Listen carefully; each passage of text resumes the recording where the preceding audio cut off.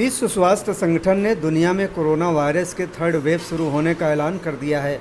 संगठन के chief doctor Tedros Ghebreyesus ने बुधवार को देशों को चेतावनी दी कि वे कोरोना की तीसरी लहर के शुरुआती फेज में आ चुके हैं। उन्होंने दोहराया कि सिर्फ वैक्सीन से महामारी नहीं रोकी जा सकती, देशों को इससे निपटने के लिए लगातार सावधानी रखनी होगी। कई देशों ने दिखाया भी है कि इस वायरस को रोका जा सकता है। इधर भारत में भी इसका खतरा करीब दिखाई दे रहा है। एक विदेशी फर्म ने आगाह किया है कि डेल्टा वेरिएंट के बढ़ते मामलों और वायरस के म्यूटेट होने से देश में कोरोना की तीसरी लहर की आशंका जल्द ही सच में बदल सकती है।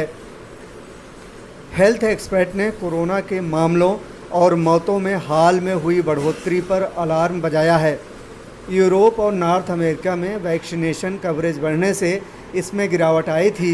यूनाइटेड नेशंस की मीडिया विंग का कहना है कि दुनिया भर में लगातार चौथे हफ्ते कोरोना के मामलों में बढ़त दर्ज की गई है। 10 हफ्ते की गिरावट के बाद मौतें भी दोबारा बढ़ने लगी हैं। WHO प्रमुख ने कहा कि वायरस लगातार खुद में बदलाव कर रहा है, इसके साथ ही यह ज़्यादा संक्रामक होता जा रहा है। उन्होंने बताया कि डेल्टा वेरिएंट अब WHO के सभी 6 रीजन और 111 से ज़्यादा देशों में पहुंच चुका है। यह जल्द ही पूरी दुनिया में भी फैल सकता है।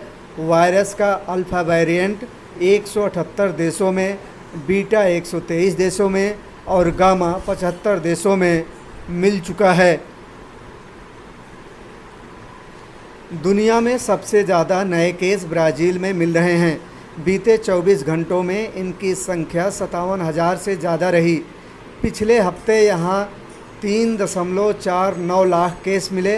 हालांकि यहाँ नए मामलों में 14% की गिरावट आई है।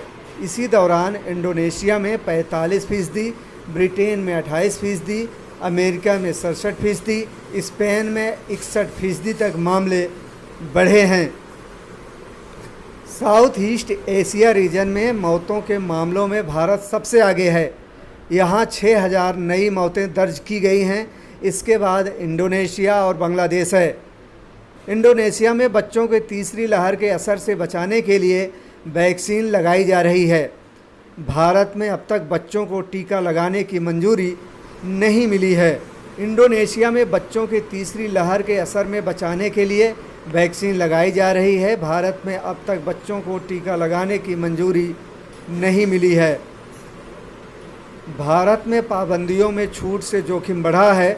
विशेषज्ञों के अनुसार कई राज्य पाबंदियों में ढील दे रहे हैं, बाजार खुल रहे हैं। इस वजह से तीसरी लहर का जोखिम और ज़्यादा हो गया है।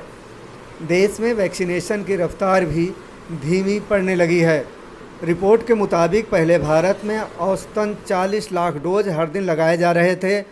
अब यह संख्या 34 लाख तक आ गई है। यह स्थिति इसलिए भी खतरनाक है क्योंकि अब 45% केस ग्रामीण इलाकों में सामने आ रहे हैं। विशेषज्ञों के मुताबिक देश के ज़्यादातर केस 20% जिलों में मिल रहे हैं। यहाँ दूसरी लहर का ही असर खत्म नहीं हुआ है और तीसरी लहर की आहट सुनाई देने लगी है। विशेषज्ञों ने कहा है कि इकोनॉमिक पॉइंटर सामान्य हो रहे हैं, लेकिन अब भी मिले जुले नतीजे दिखा रहे हैं। ट्रेन और एयर पैसेंजर की संख्या में बढ़ोतरी हुई है, जिससे खतरा काफ़ी बढ़ गया है।